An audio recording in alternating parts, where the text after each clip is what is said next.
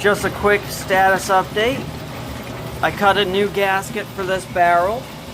Got it all hardwared up, tightened down, and it leaks. I cleaned the edge of the barrel liner. It's got a brand new rubber gasket, and cleaned up the edge of the liner.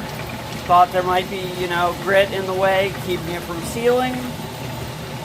And cleaned the gasket edge, made sure it would be making a good seal, and it still leaks after tightening it down and cranking it down. So, looks like this barrel has issues. I'm going to have to get a new liner probably for it. So, it is not going to be running since I have the other 6-pound barrel empty at the moment, and I am short on phase 1 grit, which is what is in it. I'm going to transfer the contents into that barrel and just get that running. And this base is going to go on back on my shelves, and if one of the bases dies, I'm just going to use it instead of one of the bases until I get another part for the base. I'm going to use it as a backup. So that's the update on the tumblers. Fortunately, I have an empty 6-pound barrel, so I'm able to get that material, which is smoky quartz, back online and running. I don't have enough phase 1 grit to do another barrel right now, so that's why I'm just glad I have that able to be transferred to another barrel and run. On the wood, it is done with phase 2 and getting transferred to phase 3 as soon as I get it cleaned up, which will be right after lunch. And the vibratory tumbler is running on stage 3. It'll be done with stage 3 in 2 days. So Wednesday it'll be done with stage 3. Friday it'll be done with polish. So that chevron amethyst and polka dot agate that I have in there will be done on Friday. So I'll come home on Friday from the first day of the show, and I'll be able to clean those up and get those ready to go with me on Saturday morning to the show as backstock, or be able to go out at the show on Saturday. This tumbler has the large agates back in it on phase 2. These two have agates in on phase 3. Those two have other stones in them. I can't remember exactly what's in them already. I'm already forgetting what's in them. But everything's back in the works and in progress. I've just got one 3-pound barrel that's empty because I don't have enough phase 1 grit to get anything started in it. So there we have it.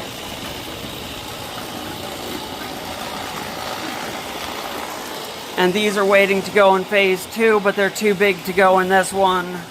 And now I've got stuff going in this one, and I don't have enough of this, and I don't have enough filler to go in with it, so it couldn't go in on this. So I'm glad I had this not full and not running, so I can get the smoky quartz in it. So there we go. There's the updates and what's going on. So I'll be back down here after lunch, watching the wood spin and grind, and working on these 2 cabs, and getting the contents of this switched over and running again over there. But there we have it. That's what's going on. Good morning again. This is day 2 on this video. Yesterday I did not get the wood done on phase 3. It is done. It is on phase 3 this morning, though. So I am working on that now, or it is working on that now. I don't have to do anything but sit and watch and make sure it doesn't stop. I got my other tumbler barrel loaded up with amber on 3rd stage grit and in on the other tumbler. So I've got all of my tumblers that I had running last week up and running again this week. So I don't have any that are not running other than the one that was leaking, and I just decided to use that as a backup instead of having to monitor the amount of water in it and clean up after it every once in a while. So now, while that is going on, I'm gonna sit here and I'm gonna cut some stones. I'm gonna be working on this nice piece of moss agate and this piece of blue tiger eye. So there we have it. That's what's in progress today. I got my tables loaded into the car for Thursday, which is my setup day for the show this weekend. And got the new canopy back out of storage. And there we go. I'll be showing off the cut stones when they're done. See you later. Right by. Okay, check in on the petrified opalized wood. This is after stage 3. Some of the clearer areas are starting to have some depth, and it's feeling nice and smooth. And after lunch here, I'm going to put it on 1000 grit for a couple of hours, and then it's going on polish. It is just looking spectacular. Now, after the last stage of 600 grit, I did have a piece chip out. It was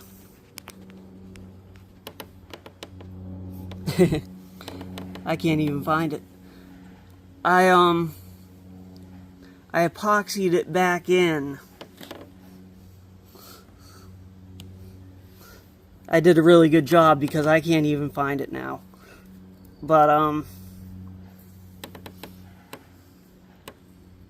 that's how good of a job I did, I guess.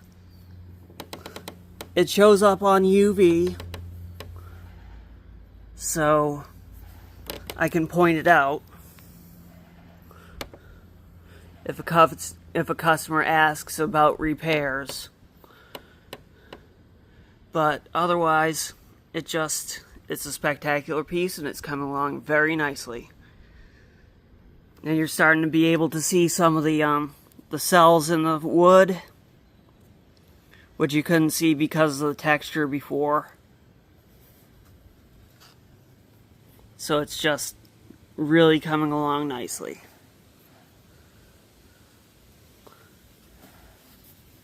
Can't wait to see it when it's polished. I'll keep you in the loop.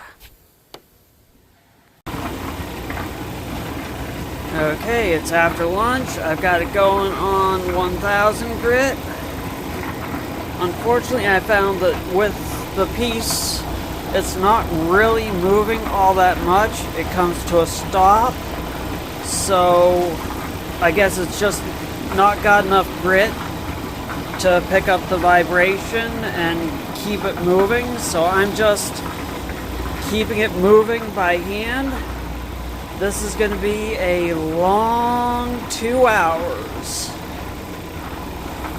Maybe I'll cut it down to an hour and see how it feels. After all, the last time I put the stuff on, I didn't really put it on for very long on the 1000. It just needed to be on for a little while.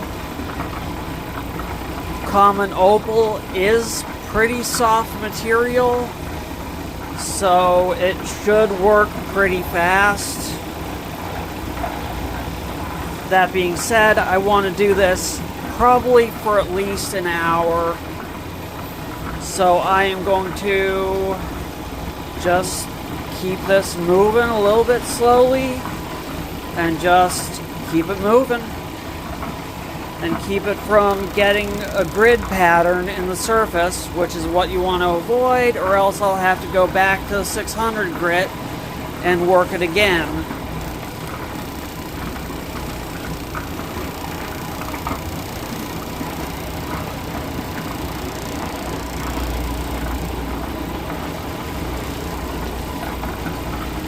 So I'll see what I can get done here in the meantime.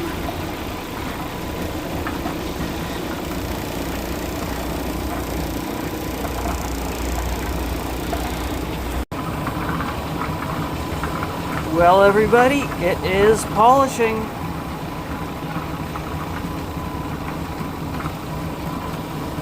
It just started at 3 o'clock. Let's see how long it takes.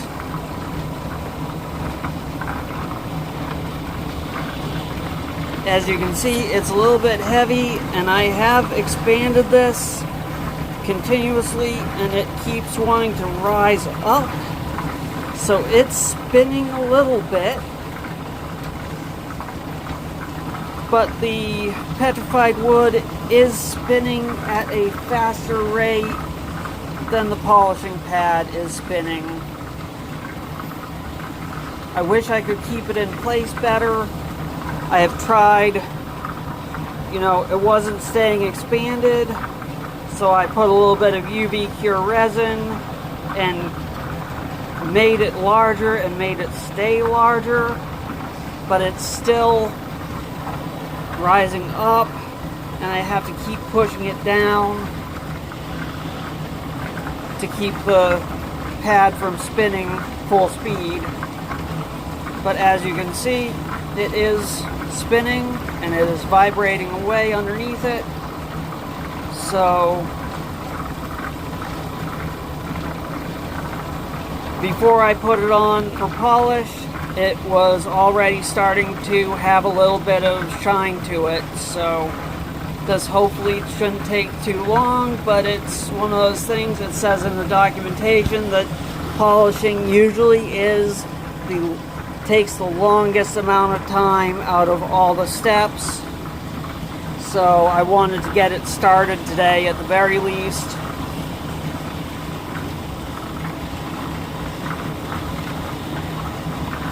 And away it goes. So every time I start seeing the pad moving, I know that I need to get this ring pushed down a little bit more, and that stops the ring from pad from moving for a little bit at least, until it starts rising back up again.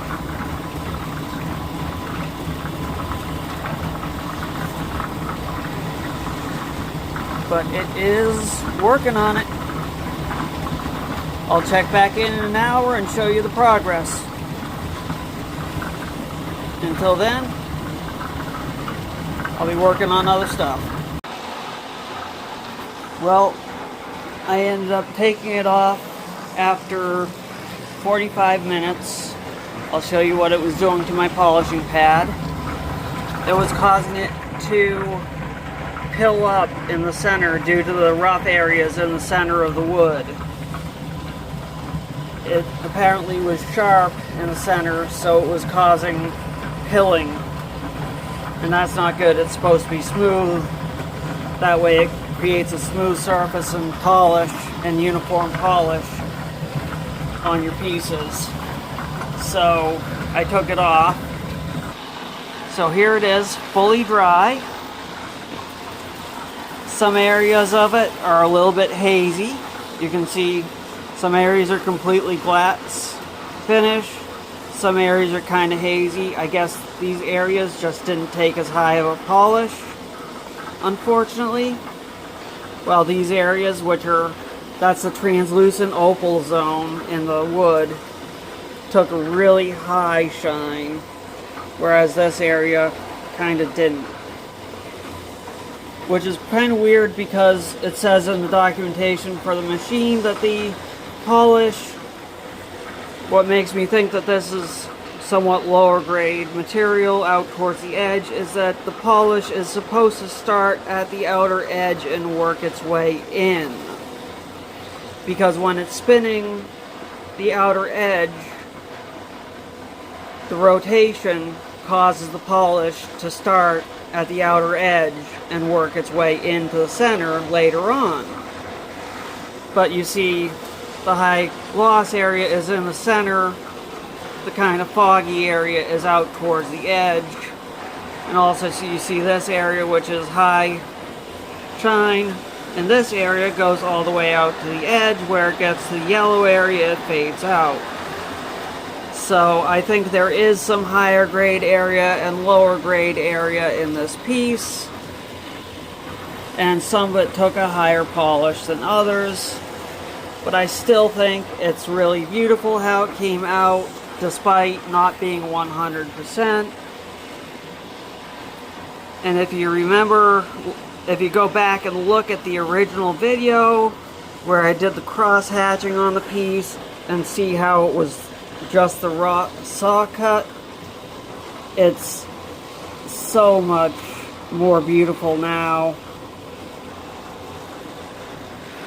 than it was back when I started. You can see so much more detail in the wood grain than you could before. Even in the areas that did not take a good shine.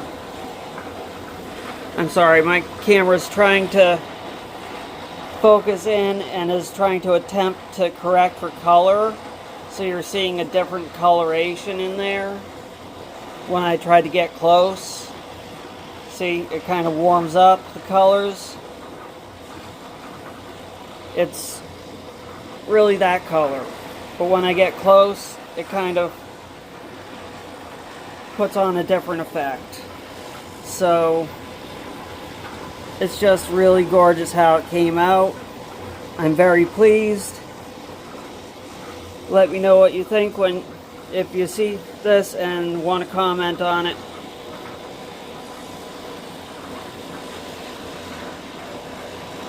I think it's gorgeous. Well, that's been this project. Now I'll get some more stuff on it later, probably next week. Hope you enjoyed the video and all the progress on this project. And I learned a lot from it. On larger pieces, you need more weight, because more surface area means greater weight on the piece. I learned a lot along the way. Hope I was able to help everybody that's also starting out and along their journey as well. Please let me know if you enjoyed it, and I will be in touch. Rock on.